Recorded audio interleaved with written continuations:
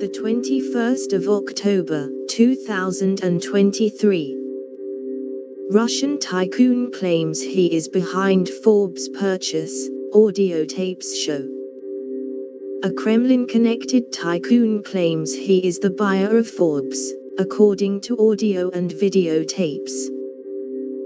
The US tech founder organizing the deal says there is no Russian involvement.